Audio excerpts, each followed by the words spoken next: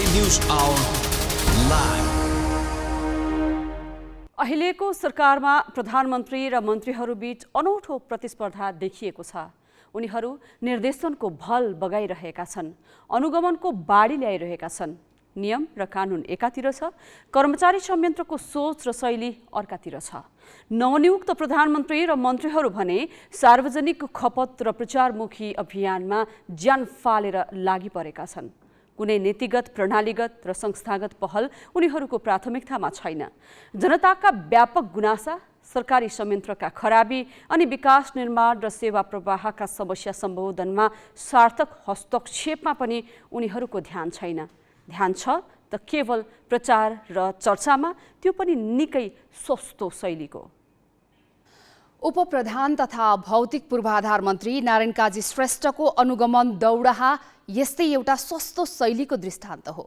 एउटा खाल्डो पुरेको हेर्न कर्मचारी र सहयोगीहरूको लावा लस्कर सहित उनी पुग्छन्, फोटो खिचाउँछन्, फर्किन्छन्। यसको कुनै पूर्व तयारी छैन, अपेक्षित नतिजाको आकलन पनि छैन, सुधारको दीर्घकालीन योजना र खाका समेत छैन। छ त केवल प्रचारको लोभ मात्र। यो शैली सुधारको आकांक्षा भन्दा पनि उहिल्यै असफल भइसकेको आत्मकेन्द्रित र प्रचारमुखी तडक भडक मात्र हो। बुद्धि केही छैन, बोक्रामा मात्र रमाउने यस्ता हत्कण्डाबाट जनता आजित भइसकेका छन्। त्यसैले अब सस्तो प्रचारबाजी होइन, सार्थक पहल कदमी आवश्यक छ। ग्यालेक्सी न्युज आवरमा मन्त्रीहरू प्रचारबाजीमा रमाइरहँदा तराईमा चलेको शीतलहरको कहर सम्बन्धी विशेष सामग्री प्रस्तुत गर्नेछौँ। यस्तै प्रधानमन्त्री दाहाललाई विश्वासको मत जुटाउन परेको सकस र प्रदेशहरूमा सरकार गठनको चटारो सम्बन्धी प्रसङ्ग पनि हुनेछन्।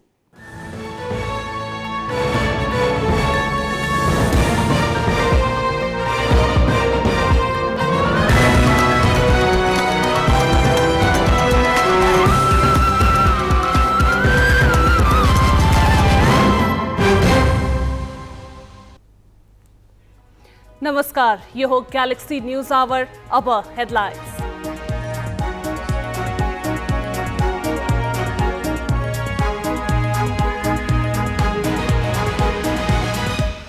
मधेस बाहेक सबै प्रदेशमा सरकार गठन प्रक्रिया सुरु। आज बागमती, लुम्बिनी, गण्डकी र कर्णालीमा मुख्यमन्त्रीको दाबी आह्वान। विश्वासको मत लिन सरकार विस्तार नै नगरी बसेका दाहाल थप चेपुवामा। 3 प्रदेशका मुख्यमन्त्री 26 गते अगावै टुङ्ग्याउनु पर्ने, विपक्षमा बहुमत पुर्याउन काङ्ग्रेसको कसरत। तराईमा पूर्वदेखि पश्चिमसम्मै शीतलहरको कहर। सर्लाही र सप्तरीमा गरी 4 जनाको मृत्यु। विपन्नको ज्यान जोगाउन प्रदेश र स्थानीय सरकारको देखिएन गम्भीरता। अमेरिकाको तल्लो सदन दोस्रो दिन पनि सभामुख चयन गर्न असफल। 6 पटकसम्मको मतदानमा रिपब्लिकन नेता मैकार्थी पराजित। र म्याच फिक्सिङ विवादमा आइसिसीको पनि चासो। एन्टी करप्सन युनिटका 2 सदस्यद्वारा सिआइबी राखे पर क्यान पदाधिकारीसँग जानकारी माग।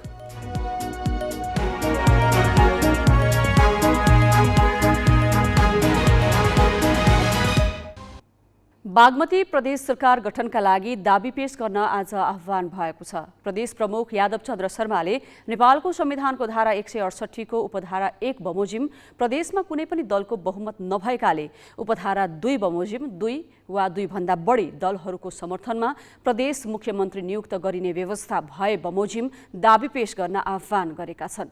प्रदेश प्रमुखले सरकार गठनका लागि प्रक्रिया अघि बढाएपछि दलहरूको दौडधोप बढेको छ। प्रदेश प्रमुख यादव चन्द्र शर्माले पुस 25 गते सोमबार अपराह्न 4 बजेसम्म मुख्यमन्त्रीमा दाबी पेश गर्न आह्वान गरेका छन्। प्रधानमन्त्री पुष्पकमल दाहालले विश्वासको मत लिनु एक दिन अघिकै समयसीमा दिएपछि सत्ताधारी नेकपा एमाले र माओवादी केन्द्र दुवै दबावमा परेका छन्। केन्द्रमा विश्वास जित्न सहयोगी दलहरूलाई मनाउने प्रयास भइरहेका बेला दुवै दललाई प्रदेशमा समीकरण मिलाउनु पर्ने व्यस्तता बढेको छ। बागमती प्रदेशको मुख्यमन्त्रीमा माओवादी केन्द्र, एमाले र राप्रपाले दाबी गरिरहेका छन्। यद्यपि समयसीमा भित्रै मुख्यमन्त्रीका लागि दाबी पेश गर्ने माओवादी केन्द्रका नेता बताउँछन्। मुख्यमन्त्रीको लागि कायम मात्रै होइन, मुख्यमन्त्री नै हुने दल हाम्रो पार्टी भएकोले, हाम्रो दल भएकोले अब दाबी मात्रै होइन, अब केही दिनपछि त माओवादी नेतृत्वमा बागमती प्रदेश सरकार नै अगाडि बढ्छ। त्यसमा हाम्रो दाबी मात्रै होइन, सरकार नेतृत्वै हामीले गर्ने हो बागमती प्रदेशको। यसमा हामी ढुक्क छौँ। केन्द्रीय सरकारमा एमाले र माओवादीलाई राप्रपाले सहयोग गरेको छ।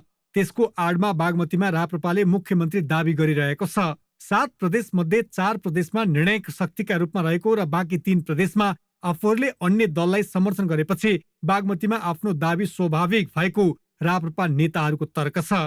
हामीले समर्थन गर्ने र हाम्रो समर्थन उहाँहरूलाई आवश्यक छ भने चाहिँ 7वटा मध्ये एक ठाउँमा चाहिँ हामीलाई पार्टीको माथि हाम्रो हाइकमान्डले पनि तपाईँहरू सत्तामा जानुपर्छ, अब जानुहोस् भन्नुभयो भने हामीलाई बागमती प्रदेशमा प्रमुख पद चाहिँ छ, पक्का हो। बागमतीमा आफ्नो नेतृत्वमा सरकार बन्नेमा एमाले भने ढुक्क देखिन्छ। प्रदेशमा 110 सिट मध्ये 27 सिट एमालेको छ। संघीय सरकारको नेतृत्व माओवादी केन्द्रलाई दिएपछि प्रदेशमा आफूहरूले पाउनुपर्ने अडानमा एमाले रहेको छ। हामी नेकपा एमालेकै नेतृत्वमा बागमती सरकार बनाउँदैछौँ। अब यहाँ भएको 110 जना प्रदेश सभा सदस्यहरूमा हामी 27 जना छौँ। गठबन्धनमा सबैभन्दा हामी धेरै भएको कारणले गर्दाखेरि पनि हाम्रो नेतृत्वमा सरकार बन्छ। बागमतीमा सरकार गठनका लागि 56 सिट आवश्यक पर्छ। एमाले सहित माओवादी केन्द्र र राप्रपासँग 61 सिट छ।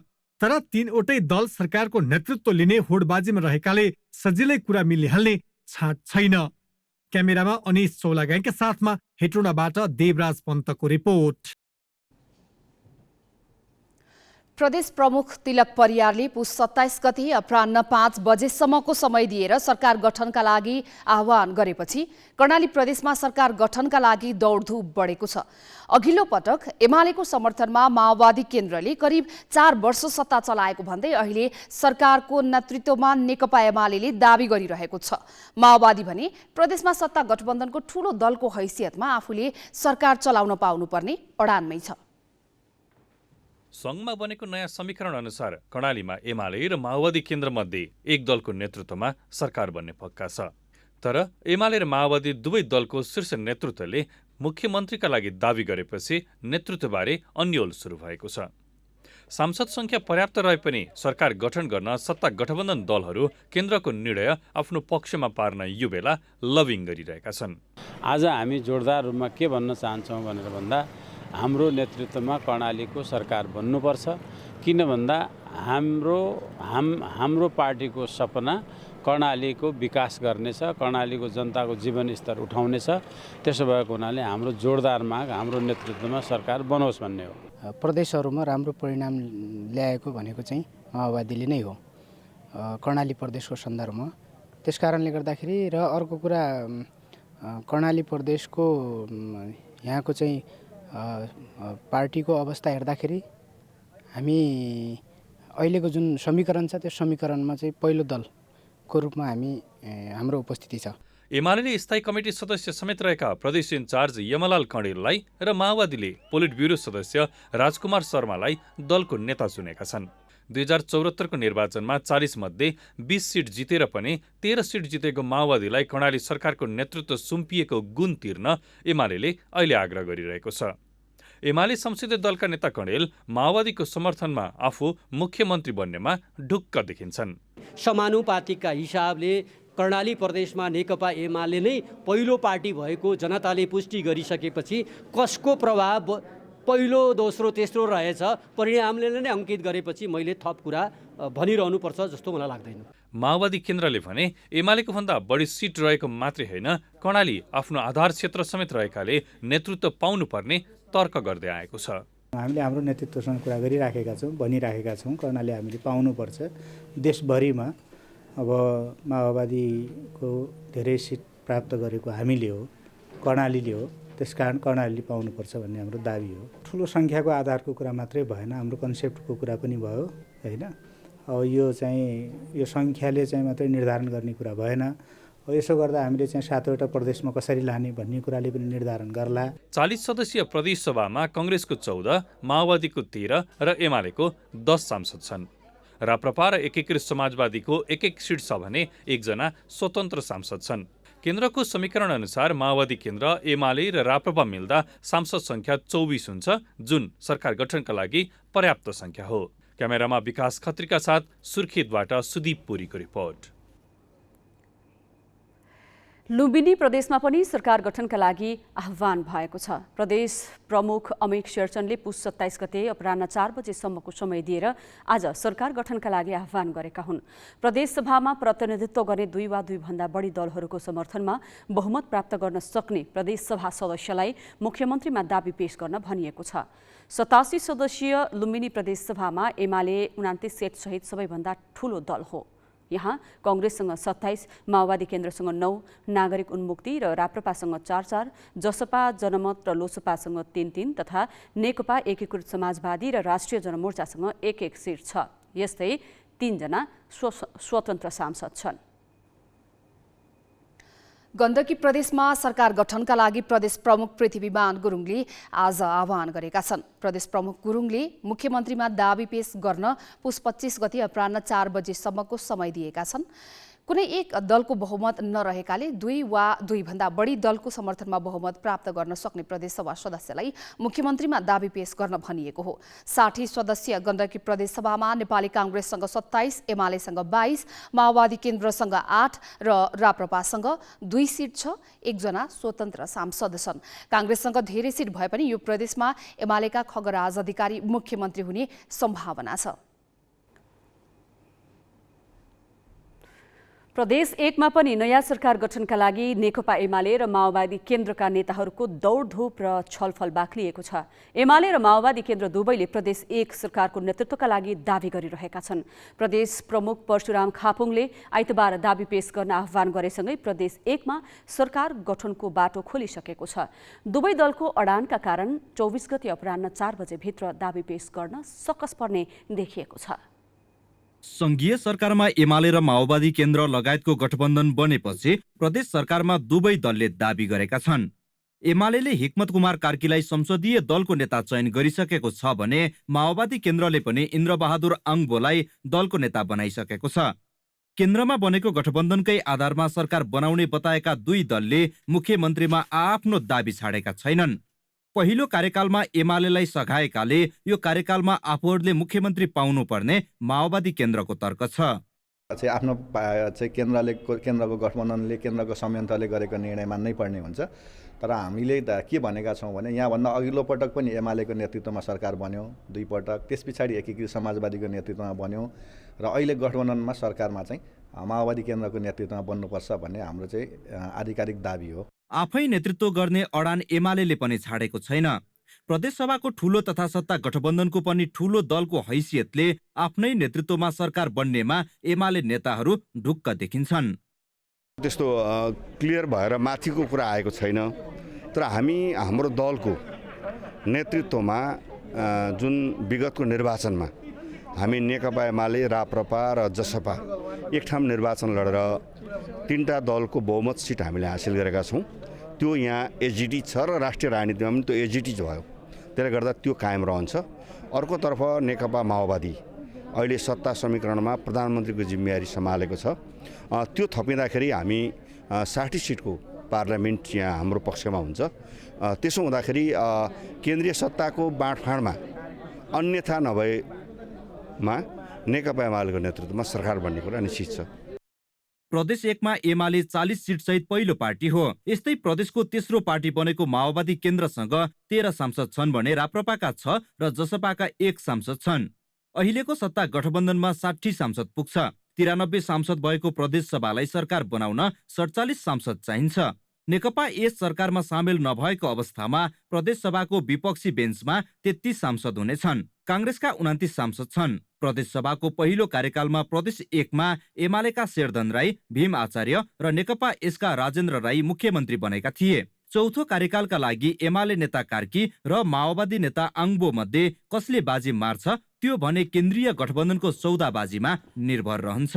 क्यामेरामा पारस चौधरीका साथ विराटनगरबाट राजु पौडेलको रिपोर्ट।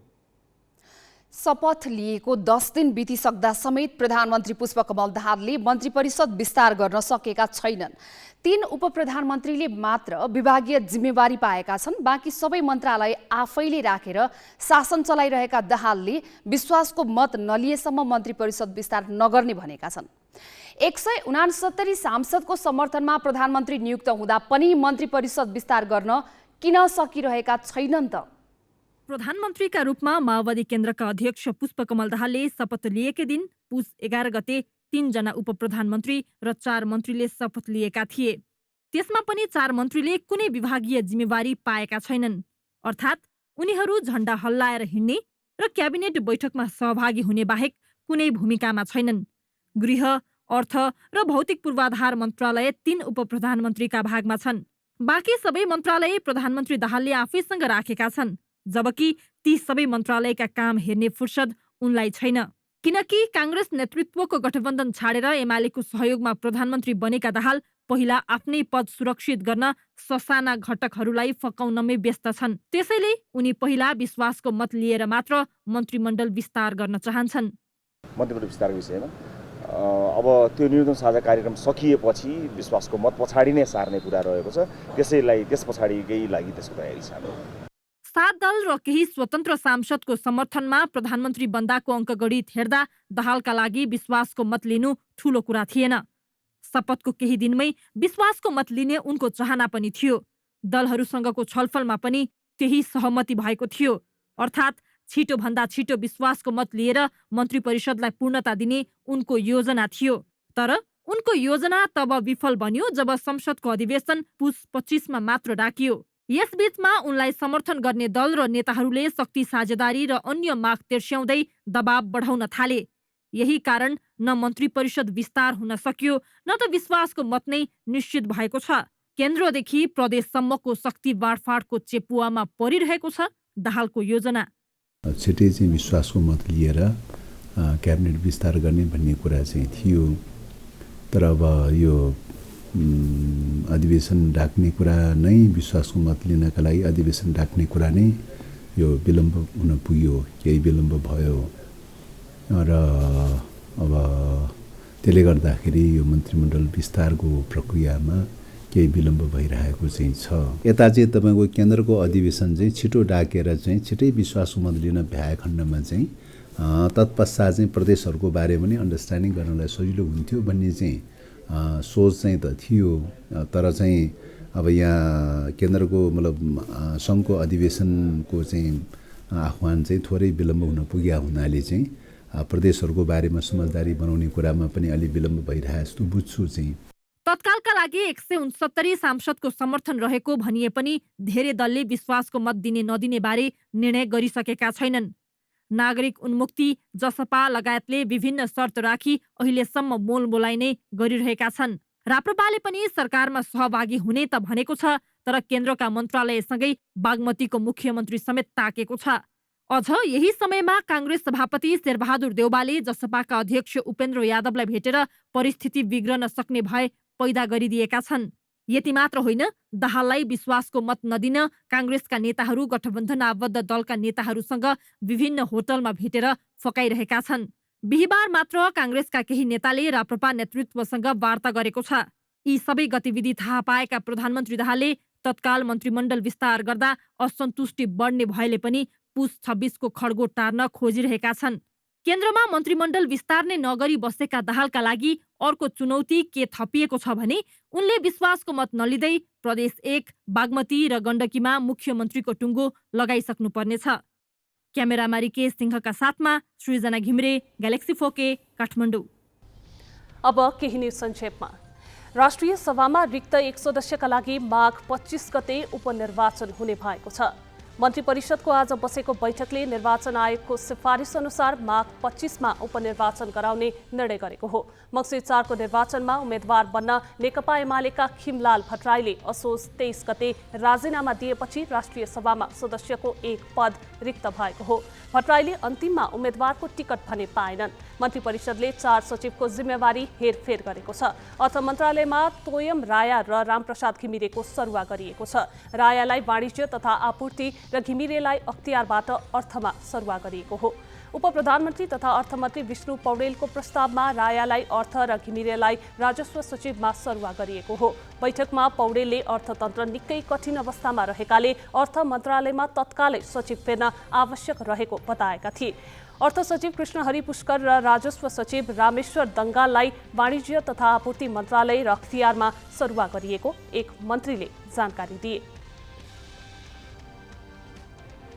सत्ताधारी दलले सरकारको न्यूनतम साझा कार्यक्रमको मस्यौदालाई भोलि अन्तिम रूप दिने भएका छन्।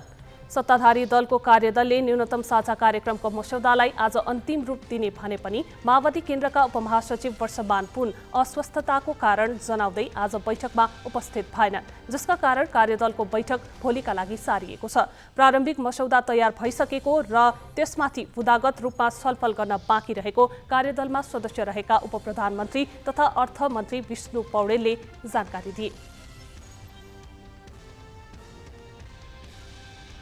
नेकपा एकीकृत समाजवादीले वाम एकताका लागि 4 सदस्यीय कार्यदल गठन गरेको छ। एकीकृत समाजवादीको आज बसेको सचिवालय बैठकले महासचिव वेदुराम भुषालको संयोजकत्वमा 4 सदस्यीय कार्यदल गठन गरेको हो। कार्यदलमा गंगालाल तुलाधर, प्रकाश ज्वाला र विजय पौडेल सदस्य छन्। बैठकले सरकारलाई समर्थन गर्ने र सरकारमा जाने विषयमा भने कुनै निर्णय गरेन। प्रवक्ता जगन्नाथ खतिवड़ाले समर्थनका लागि सरकारबाट औपचारिक रूपमा प्रस्ताव नआएकाले यस विषयमा निर्णय नलिएको बताए। प्रणालीमा समस्या देखिएको भन्दै राहदानी विभागले आवेदन रोकेपछि सेवा प्रदायक फ्रान्सेली कम्पनी आइडिमियाले प्राविधिक खटाएको छ। फ्रान्सेली कम्पनीले मलेसिया र बेङ्गलोरबाट 2 उच्च प्राविधिकलाई नेपाल खटाएको हो। फ्रान्सबाट समेत प्राविधिकको टोली आउने विभागले जनाएको छ। विभागले सफ्टवेयरमा समस्या देखिएको भन्दै राहदानीका लागि नयाँ आवेदन लिन मङ्गलबारदेखि नै बन्द गरेको छ। राहदानीका लागि सेवाग्राहीले घण्टौँ लाइन लाग्नुपर्ने स्थिति अन्त्य गर्न प्रधानमन्त्रीले निर्देशन दिएकै दिन विभागले प्रणालीमा समस्या देखाएर सेवा अनिश्चितकालका लागि बन्द गरेको हो। प्रधानमन्त्री पुष्पकमल दाहालले पेट्रोलियम पदार्थको मूल्य तत्काल घटाउन निर्देशन दिएका छन्। प्रधानमन्त्री दाहालले आज वाणिज्य तथा आपूर्ति सचिवलाई बोलाएर अन्तर्राष्ट्रिय बजारमा पेट्रोलियम पदार्थको मूल्य घटेकाले सोही अनुसार मूल्य कटौती गर्न निर्देशन दिएका हुन्। प्रधानमन्त्रीले आम जनताले राहतको अनुभूति गर्ने गरी पेट्रोल, डिजेल र हवाई इन्धनको मूल्य घटाउन निर्देशन दिएको उनको सचिवालयले जनाएको छ। आपूर्ति सचिव नेपाल आयल निगमको सञ्चालक समितिका अध्यक्ष हुन्। निगमले भारतीय आयल निगमसँग इन्धन किनेर बेच्ने गरेको छ। भारतीय आयल निगमबाट केही दिन अघि मूल्य घटेर आए पनि निगमले आफ्नो सञ्चित नोक्सानी धेरै रहेको कारण देखाएर घटाउन मानेको छैन। घटेको मूल्यअनुसार उसलाई 15 दिनमा 79 करोड रुपैयाँ नाफा हुन्छ। प्रधानमन्त्री र मन्त्रीहरू निर्देशनमै रमाइरहेका छन्। प्रदेशहरू सरकार गठनको चटारोमा छन्। जनतालाई भने कठ्याङ्ग्रिदो जाडोमा ज्यान जोगाउनै हम्मे परेको छ। यो प्रसङ्ग स्मृति मल्लबाट। तराईमा पूर्वदेखि पश्चिमसम्म शीतलहरको कहर छ। गाउँ बस्ती जति बेलै कुहिरोमा छोपिएका छन्। बेला बेला लाग्ने घामले न्यानो छर्न नपाउँदै कुहिरोले छपक्कै छोप्छ। निरन्तरको शीतलहर र चिसोले विपन्नको बिजोग भएको छ। मध्य प्रदेश सरकारका अनुसार जाडोमा कठ्याङ्ग्रिएर सर्लाहीमा 3 र सप्तरीमा 1 जनाले ज्यान गुमाइसकेका छन्। तर प्रदेश र स्थानीय सरकारका साथै केन्द्र सरकारका संयन्त्रले नागरिकलाई चिसोबाट बचाउन कहिल्यै गम्भीरता देखाउने गरेका छैनन्।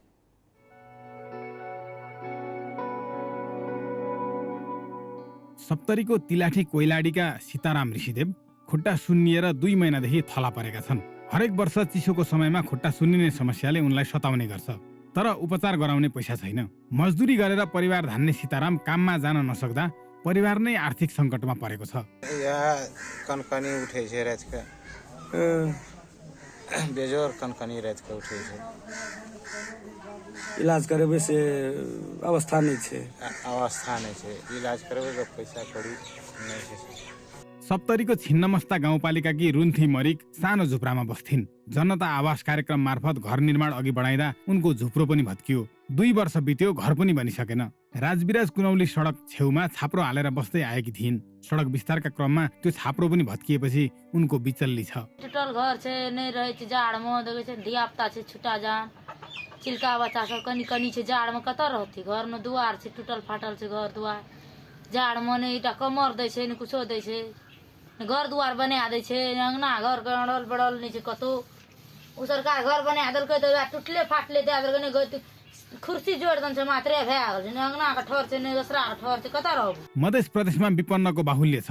न बस्ने गतिलो घर छ, न खाने अन्नपात छ, न त ओड्ने ओछ्याउने लत्ता कपडा नै छन्। प्रदेश र स्थानीय सरकारले आगो ताप्न काठ र दाउराको समेत जोहो गरिदिएका छैनन्। जार थरथर कापैत रहै छै रातको। न चुटरियर से देखै छियै केहन केहन पिन्हने छै गुदरी चथरी तऽ ओ सब नहि दै लए आबै छै कोइ सरकार ने की कहै छै जे जा भोट लेले रहै छै ता बाप पड़ै छै जहाँ भए गेलै तऽ गाड़ी सुटका लेलकै नहि कोनो चीज दै छै एहि जाड़मे लोग मरै छै आ नहि घोर धियाँ लए नहि एकटा लकड़ी किछो दै छै कटका कुट्टी कोनो से बीच के लाबै छै आ घोर धियाँ लगबै छै आब की कहब बच्चा सबके स्वेटर नहीं छै दलित छियै हमरा सबके पास पैसा नहीं छै हमसब कमा के खाय वाला आदमी छियै कहे के मतलब हमरा सबके गरीब के कोई व्यवस्था नहीं छै अखन स्थानीय सरकार कोई भी व्यवस्था नहीं कए रहल छै ने एकटा लकड़ी है छै ने जेना कि लकड़ी जलबै छै नहीं छै कपड़ा तऽ लकड़ियो से लोग दए के जला के घूरा कए के परिवर्तन करे छै हमरा सबके ओहो अवस्था अखन स्थानीय सरकार से कुछ नहीं भए रहल। तराई मधेसमा विगत वर्षहरूमा पुस दोस्रो सातादेखि मात्रै शीतलहर चल्न सुरु हुन्थ्यो। यसपटक मङ्सिर अन्तिम साताबाटै चल्यो। 2 साता यता चिसो पनि हत्तै बढेको छ, जसका कारण जनजीवन अस्तव्यस्त भएको छ। तर 3वटै तहका सरकार र राज्यका अन्य संयन्त्रको सक्रियता खासै देखिँदैन। अब बल्ल लत्ता कपडा बाँड्ने तयारी भइरहेको छ। चोकचोकमा चाहिने दाउरा बालिदिने त्यो काम पनि भइरहेछ। योजनाको रूपमा गरेर 10वटा ठाउँमा बाल्ने भनेको छ। त्यस्तै अन्य स्थानीय निकायले पनि त्यही किसिमले चाहिँ तयारी चाहिँ गर्नु भएको छ र बालिराख्नु पनि भएको छ। र अर्को हामीले यसैमा जाडो जुन छन् मान्छेहरू निम्न स्तरीय जुन छ पीडितहरू हुने त्यस्तालाई चाहिँ न्यानो कपडा वितरण गर्ने तयारी पनि छ। त्यसमा चाहिँ कम्बल बाँड्ने अनि कपडाहरू पनि बाँड्ने तयारी चाहिँ हामी गरेका छौँ। प्रमुख जिल्ला अधिकारीको संयोजकत्वमा रहने जिल्ला विपद व्यवस्थापन समितिले मङ्सिर अन्तिमतिर केही निर्णय गरेका छन्। तर ती निर्णय कार्यान्वयनका लागि गैर सरकारी संस्थाको भर पर्ने काम भइरहेको छ। हिजोदेखि अलि फेरि शीतलहर सुरु भएको छ। अगाडि योभन्दा अगाडि त खासै शीतलहरै भन्ने त थिएन, अब चिसो हो।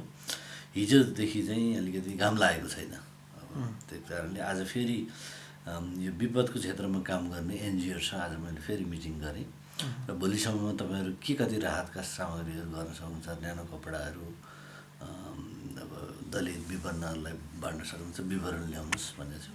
उहाँले दिइसकेपछि फेरि स्थानीय तहसँग समन्वय गरेर त्यो वितरणको व्यवस्था मिलाइन्छ। अब हामीले शीतलहरमा गर्ने भनेको यिनै विषयहरू। चिसोले बालबालिका र वृद्ध बढी प्रभावित भएका छन्। अस्पतालहरूमा पनि चिसोका बिरामीको चाप बढेको छ। चिसोबाट बच्न तातो र झोलिलो खानेकुरा खान र न्यानो भएर बस्न चिकित्सकले सुझाएका छन्। प्रशस्त मात्रामा झोलिलो कुराहरू खानुपर्छ। झोलिलो कुराहरूमा विशेष गरी केही घरेलु कुराहरू जसरी दुधमा बेसार हालेर खाँदाखेरि एउटा राम्रो एन्टिबायोटिकै काम गर्ने पुष्टिहरू पनि छ। बच्चाहरूलाई चाहिँ मह होइन यसो पानीमा मह हालेर एक चम्चा मह पनि बिहान बेलुका दियो भने पनि त्यसले धेरै मात्रामा चाहिँ खोकीहरू सामान्य फ्लूहरू यिनीहरू ठिक भएर जान्छ। मधेसका डोम, मुसहर, बाँतर, दुसाद लगायत समुदायका मानिसको आर्थिक अवस्था निकै कमजोर छ। आङ ढाक्ने कपडाको अभावका बीच बर्खाका दिन काट्ने उनीहरूका लागि हरेक हिउँद पीडा बनेर आउँछन्। सरकारी संयन्त्र यसबाट बेखबर छैन। तर विपन्नलाई चिसोबाट बचाउन यथेष्ट पहल कहिल्यै हुँदैन। जिल्ला ब्युरो, ग्यालेक्सी फोके, काठमाडौँ।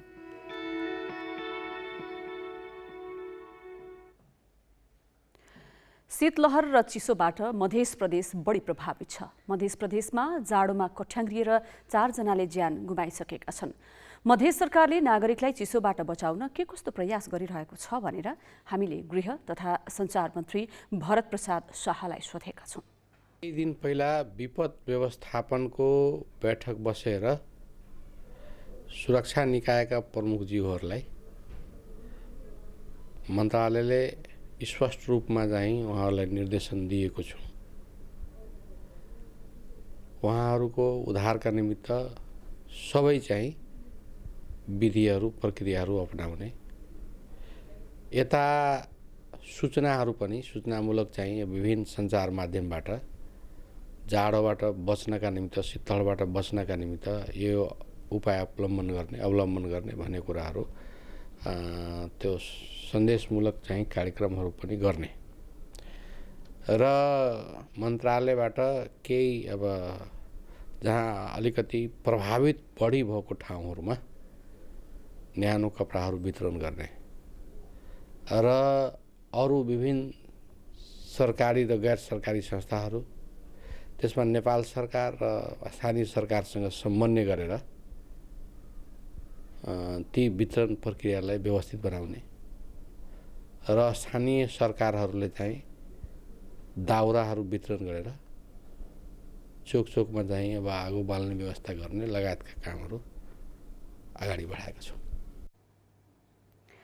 राजनीतिक नेतृत्व आउँछ जान्छ, तर सरकारी संरचना त सधैँ रहिरहन्छ नि। तैपनि देशमा 3 तहका सरकार हुँदा समेत नागरिकले राज्यविहीनताको अनुभव गर्नुपर्ने अवस्था आउनु विडम्बनापूर्ण हो। अब केही न्युज संक्षेपमा। यातायात व्यवस्था कार्यालय गुर्जुधाराबाट 25 जना बिचौलिया पक्राउ परेका छन्। काम गराइदिने आश्वासन दिई सेवाग्राहीसँग आफू खुसी शुल्क लिने अनधिकृत व्यक्तिलाई काठमाडौँ प्रहरी परिसरको टोलीले पक्राउ गरेको हो। परिसरका प्रवक्ता दिनेश राज मैनालीले काम चाँडो गरिदिने आश्वासनमा सेवाग्राहीलाई ठगेको पाइएपछि पक्राउ गरेको जानकारी दिए। यातायात कार्यालयमा जाने सेवाग्राही कर्मचारीले अनेक बहानाबाजी गरेर काम नगरेपछि बाध्य भएर बिचौलिया कहाँ पुग्ने गरेका छन्। बिचौलियालाई उनीहरूले भने बमोजिमको रकम तिरेपछि सहजै काम हुने गरेको धेरै सेवाग्राहीको अनुभव छ। बिचौलियाले कर्मचारीसँगको मिलेमतोमा कार्यालयमा आफ्नो दबदबा बढाए पनि दोषी कर्मचारीलाई भने कारबाहीको दायरामा ल्याइएको छैन। अमेरिकी तल्लो सदन प्रतिनिधि सभा सभामुख चयन गर्न आज पनि असफल भएको छ। 2 दिन लगातार 6 पटक मतदान हुँदा पनि सभामुख चयन प्रक्रिया पेचिलो बनेको हो। रिपब्लिकन नेता केभिन मैकार्थी सभामुख पदको उम्मेद्वार हुन्, तर उनले आफ्नै पार्टीमा विरोधको सामना गर्नु परेको छ। विजयी हुन 218 मत आवश्यक पर्नेमा रिपब्लिकन पार्टीसँग 222 सिट छ, तर रिपब्लिकन पार्टीका करिब 20 जना कट्टरपन्थी नेता मैकार्थीको विपक्षमा छन्। उनले आफ्नै पार्टीका सांसदहरू एन्डी बिग्स, चिप रोय, म्याट गेट्स र लौरेन बोयबर्टलाई मनाउने कोसिस जारी राखेका छन्। रिपब्लिकन पार्टीको कट्टरपन्थी समूहले फ्लोरिडाका सांसद बाइरोन डोनाल्ड्सलाई सभामुखको उम्मेद्वारका रूपमा अघि सारेको छ। पूर्व राष्ट्रपति डोनाल्ड ट्रम्पको आह्वानका बीच रिपब्लिकन सांसद मैकार्थीको नाममा एकमत हुन सकेको छैन। सभामुख चयनका लागि आज फेरि मतदान हुँदैछ। मैकार्थीले भने सहमति जुटाउन केही समय आवश्यक भएकोले बिहिबार मतदान नगराउन अपिल गरेका छन्। राष्ट्रपति जो बाइडेनले सभामुख चयन प्रक्रिया लम्बिँदा लज्जित हुनु परेको उल्लेख गर्दै रिपब्लिकन पार्टीलाई सहमतिमा पुग्न आग्रह गरेका छन्। अमेरिकामा सन् 1923 पछि पहिलो पटक सभामुख चयन प्रक्रिया लम्बिएको हो।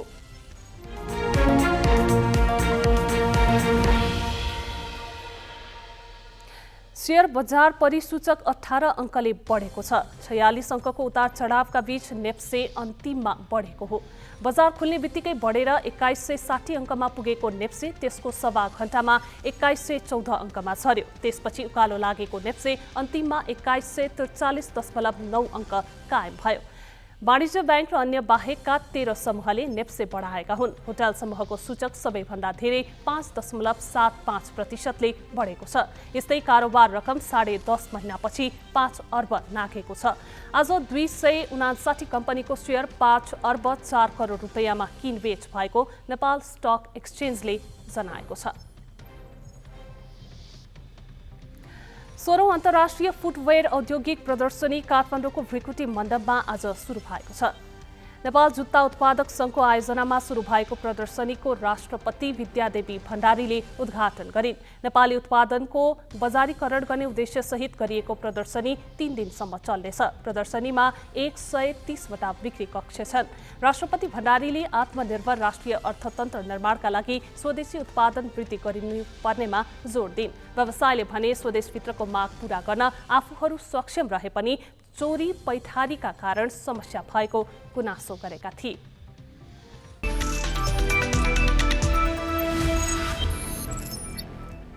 जारी नेपाल टी20 लिगमा म्याच फिक्सिङ भएको विषय बाहिरिएपछि अन्तर्राष्ट्रिय क्रिकेट परिषद आइसिसीले चासो राखेको छ। आइसिसीको एन्टी करप्सन युनिटका 2 अधिकारी नेपाल आएका छन्। उनीहरूले आज राष्ट्रिय खेलकुद परिषदका सदस्य सचिव टङ्कलाल घिसिङलाई भेटेका छन्। सदस्य सचिव घिसिङले आइसिसीका अधिकारीसँग टी20 लिगमा देखिएका विवादबारे छलफल भएको जानकारी दिए। त्यसअघि उनीहरू त्रिवी क्रिकेट मैदान पुगेका थिए। उनीहरूले नेपाल क्रिकेट सङ्घ क्यानका पदाधिकारीसँग पनि छलफल गरेका छन्। क्यानका कार्यवाहक सचिव प्रशान्त विक्रम मल्लले फिक्सिङको विषय चर्चामा आए जस्तो नभएको र उजुरीबारे जानकारी गराइएको बताए। फिक्सिङको आशंकामा एक कप्तानलाई खेल्न नदिएको जानकारी पनि क्यानका पदाधिकारीले गराएका छन्। आइसिसीका अधिकारीले नेपाल प्रहरीको केन्द्रीय अनुसन्धान ब्युरो CIBका उच्च अधिकृतसँग पनि भेटेका छन्। फिक्सिङबारे CIBले पनि अनुसन्धान गरिरहेको छ। आइसिसीका अधिकारी भोलि फर्किनेछन्। यसैबीच प्रतियोगिता आयोजनाको अधिकार पाएको 7-3 स्पोर्ट्सले क्यानलाई थप 96 लाख रुपियाँ दिएको छ। उसले यसअघि 1 करोड 10 लाख रुपियाँ दिएको थियो। सम्झौता अनुसार यो सिजनका लागि क्यानले 7-3 स्पोर्ट्सलाई 3 करोड 90 लाख रुपियाँ पाउनुपर्नेछ। भुटने युथ स्पोर्ट्स क्लब आहारारा गोल्ड कपको फाइनलमा पुगेको छ। चर्च बोइज युनाइटेडलाई 1-0 गोलले हराउँदै भुटनेज युथ सङ्कटासँगको फाइनल भिडन्त पक्का गरेको हो। भुटनेज युथका लागि पहिलो हाफको इन्जुरी समयमा रोजिन प्रजापतिले गोल गरे। खेलमा त्यही गोल नै निर्णायक बन्यो। खेलको 84औं मिनेटमा आशिष चौधरी दोहोरो पहेँलो कार्डसहित मैदानबाट बाहिरिएपछि चर्च बोइज 10 खेलाडीमा सीमित भयो। बराबरी गोल फर्काउने चर्च बोइजको प्रयास सफल भएन। उपाधिका लागि भुटनेज युथले शनिबार सङ्कटा क्लबसँग प्रतिस्पर्धा गर्नेछ। पोखरा एभेन्जर्सलाई 6 विकेटले हराउँदै जनकपुर रोयल्स नेपाल T20 लिगको प्लेअफमा पुगेको छ। त्रिवी मैदानमा आज पोखराले दिएको 69 रनको लक्ष्य जनकपुरले 9 ओभर 4 विकेट गुमाएर पुरा गर्यो। जनकपुरको जितमा ओपनर सराफुद्दिन अशरफले सर्वाधिक 37 रन बनाए। कप्तान त्रिभुवन गिफ्रिथले 17 रन जोडे। कुशल मल्लले 3 विकेट लिए। यसअघि टस हारेर ब्याटिङ गरेको पोखरा 12 ओभरमा 68 रनमा समेटियो। सिद्धान्त लोहनीले सर्वाधिक 17 रन बनाए। आसिफ शेख, कुशल मल्लले समान 16 रन जोडे। पोखरालाई सस्तैमा समेट्न सोमपाल कामीले 3 तथा अशरफुद्दिन र ललित राजवंशीले 2-2 विकेट लिए। जितपछि जनकपुरले 9 खेलमा 6 जितका साथ 12 अङ्क जोड्दै प्लेअफमा स्थान बनायो। पोखराको भने प्लेअफ पुग्ने सम्भावना लगभग समाप्त भएको छ। लिगमा फारो इस्टर्न युनाइटेडले दोस्रो खेल जितेको छ। त्रिवी मैदानमा आज फारो इस्टर्नले काठमाडौँ नाइट्सलाई 83 रनले हरायो। टस जितेर ब्याटिङ गरेको फारो इस्टर्नले निर्धारित 20 ओभरमा 4 विकेट गुमाएर 197 रन जोड्यो। उत्कृष्ट सुरुवात गरेको फारो इस्टर्नका लागि ओपनर द्वय हस्मतुल्लाह साहिदी र विनोद भण्डारीले 157 रनको साझेदारी गरे। हस्मतुल्लाहले 57 बलमा 76 र विनोदले 44 बलमा 73 रन बनाए। बसिर अहमदले 3 विकेट लिए। 197 रनको लक्ष्य पछ्याएको काठमाडौँले 20 ओभरमा 9 विकेट गुमाएर 114 रन मात्र बनाउन सक्यो। कमल सिंह ऐरीले सर्वाधिक 20 रन जोडे। 8 खेलबाट फारो इस्टर्नको 4 अङ्क र 9 खेल खेलेको काठमाडौँको 8 अङ्क छ। आसन्न शहीद स्मारक ए डिभिजन लिगका लागि 11 क्लब दर्ता भएका छन्।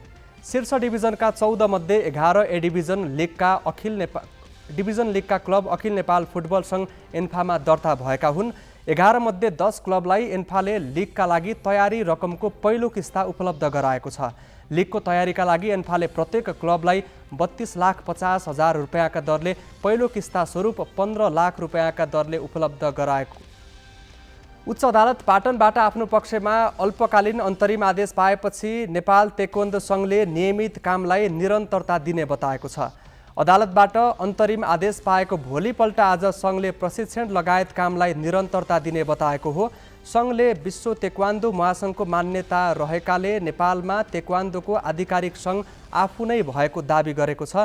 राष्ट्रिय खेलकुद परिषदले मङ्सिर 24 गते तेक्वान्दो सङ्घ खारेज गरेको थियो।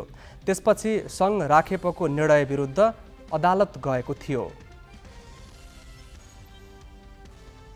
थप प्रसङ्ग साजना तामाङबाट।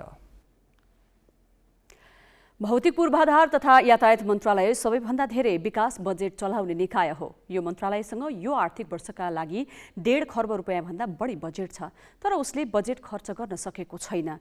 मन्त्रालय मातहतका धेरै आयोजना अलपत्र छन्।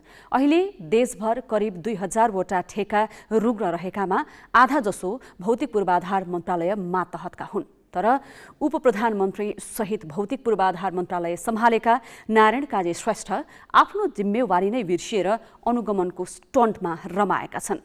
मन्त्री श्रेष्ठ एकपछि अर्को स्टन्टमा लागेपछि सडक पूर्वाधारका आयोजनामा रहेको व्यथिति समाधान हुनेमा आशंका बढेको छ। पुस 11 गते उपप्रधानमन्त्री सहित भौतिक पूर्वाधार तथा यातायात मन्त्रालय सम्हालेका श्रेष्ठले कर्मचारीलाई कार्यालय समयमा उपस्थित नभए हाजिर काटिदिने चेतावनी दिए। समयमा उपस्थित नहुने कर्मचारीलाई मन्त्रीले हाजिर काट्ने निर्देशन दिनै पर्दैन। कानुनमै त्यस्ता कर्मचारीको हाजिरमा गैल जनाउने व्यवस्था छ।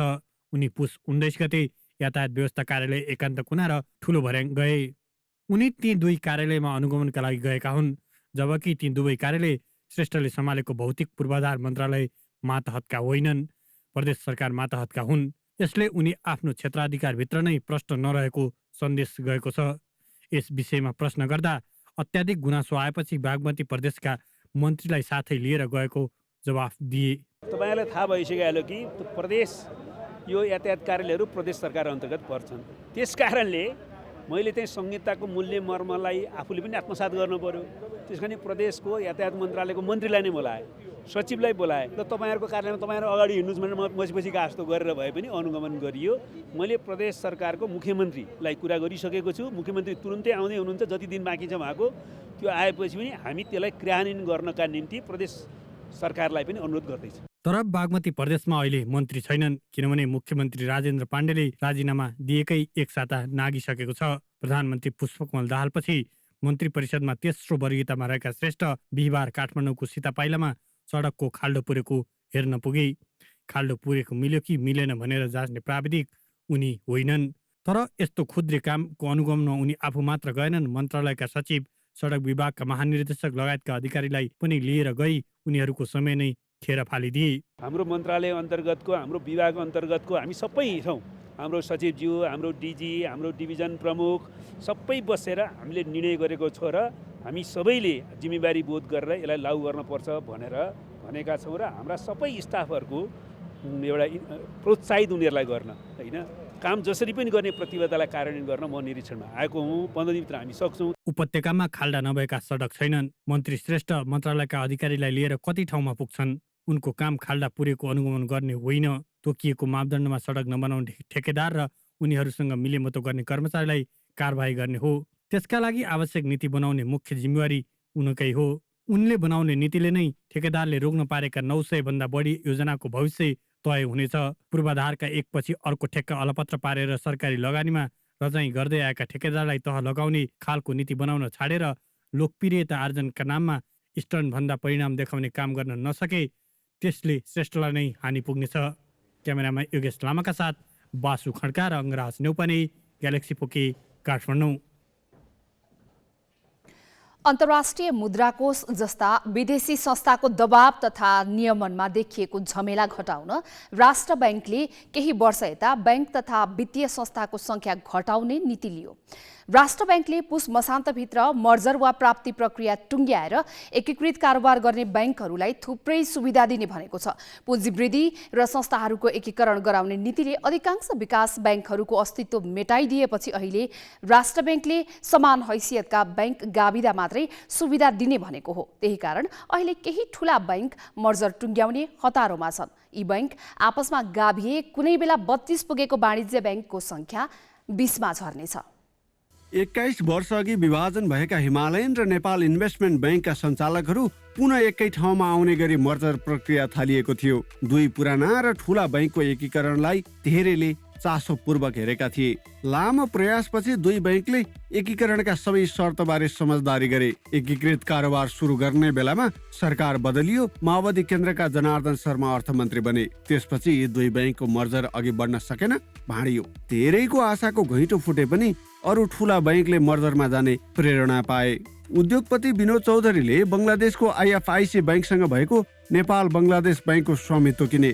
नबिल र एनबी ब्याङ्क एक भए। एनबी ब्याङ्क किनेर नबिलले असार अन्तिम साताबाटै एकीकृत कारोबार थालिसकेको छ। नबिलको पुँजी 22 अर्ब 83 करोड र निक्षेप 1.25 खर्ब पुगेको छ। लामो समय समस्याग्रस्त रहेको नेपाल क्रेडिट एन्ड कमर्स र कुमारी ब्याङ्कले मर्जर गरेर पुस 17 देखि एकीकृत कारोबार थालेका छन्। मङ्सिर 15 मा दुवै ब्याङ्कले साधारण सभाबाट गाभिने प्रस्ताव पारित गरेपछि राष्ट्र ब्याङ्कले पुस 6 मा मर्जरका लागि अन्तिम स्वीकृति दिएको थियो। मर्जरपछि कुमारी ब्याङ्ककै नाममा सञ्चालनमा आएको ब्याङ्कसँग 26 अर्ब 23 करोड चुक्ता पुँजीका साथै 3 खर्ब भन्दा बढी निक्षेप छ। जेठ 27 मा मर्जरमा जाने समझदारी गरेका नेपाल इन्भेस्टमेन्ट र मेगा ब्याङ्कले अन्तिम स्वीकृति पाइसकेका छन्। मर्जरपछि नेपाल इन्भेस्टमेन्ट मेगा ब्याङ्कको नाममा पुस 27 बाट एकीकृत कारोबार थाल्ने तयारी छ। एकीकृत ब्याङ्कको चुक्ता पुँजी 32 अर्ब 81 करोड नाग्नेछ।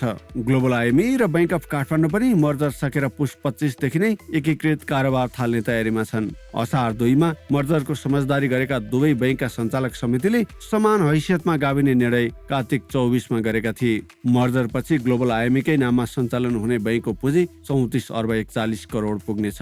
हिमालयनले सिभिल बैंकलाई प्राप्त गरी माघ 18 भित्र एकीकृत कारोबार गर्ने तयारी गरेको छ। सिभिलको 100 किता सेयर हिमालयनको 80.28 किता बन्नेछ। बैंकको नाम हिमालयन नै रहनेछ। सञ्चालक समिति र प्रमुख कार्यकारी अधिकृत पनि हिमालयनकै रहनेछन्। साउन 15 मा समान हैसियतमा मर्जर गर्ने सम्झौता गरेका प्रभु र सेन्चुरी कमर्सियल बैंकले राष्ट्र बैंकबाट अन्तिम स्वीकृति पाइसकेकाले उसभित्र एकीकृत कारोबार थाल्ने भनेका छन्। मर्जर पछि बैंकको नाम प्रभु नै रहनेछ। पुँजी 22 अर्ब 25 करोड पुग्नेछ। सञ्चालक समितिमा प्रभुबाट 4 र सेन्चुरीबाट 3 जना रहनेछन्। राष्ट्र बैंकको दबाव थेग्न नसकेपछि सनराइज बैंक लक्ष्मीसँग मर्जरमा जान सहमत भएको छ। लामो समयदेखि सञ्चालक विवादमा फसेको सनराइजलाई लिन अरू बैंक राजी नभएका बेला लक्ष्मीले स्वीकार गरेको हो।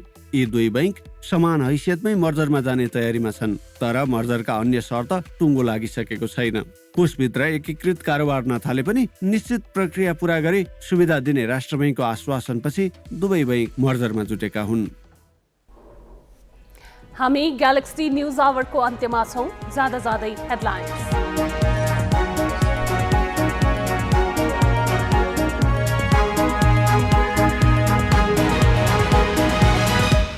मधेस बाहेक सबै प्रदेशमा सरकार गठन प्रक्रिया सुरु। आज बागमती, लुम्बिनी, गण्डकी र कर्णालीमा मुख्यमन्त्रीको दाबी आह्वान। विश्वासको मत लिन सरकार विस्तार नै नगरी बसेका दाहाल थप चेपुवामा। 3 प्रदेशका मुख्यमन्त्री 26 गते अगावै टुङ्ग्याउनु पर्ने विपक्षमा बहुमत पुर्याउन काङ्ग्रेसको कसरत। तराईमा पूर्वदेखि पश्चिमसम्मै शीतलहरको कहर। सर्लाही र सप्तरीमा गरी 4 जनाको मृत्यु। विपन्नको ज्यान जोगाउन प्रदेश र स्थानीय सरकारको देखिएन गम्भीरता। अमेरिकाको तल्लो सदन दोस्रो दिन पनि सभामुख चयन गर्न असफल। 6 पटकसम्मको मतदानमा रिपब्लिकन नेता म्याकार्थी पराजित। र म्याच फिक्सिङ विवादमा आइसिसीको पनि चासो। एन्टी करप्सन युनिटका 2 सदस्यद्वारा सिआइबी, राखेप र क्यान पदाधिकारीसँग जानकारी माग।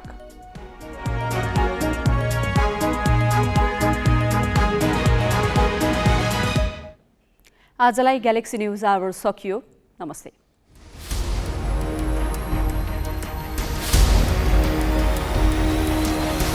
This is Galaxy News Hour Live.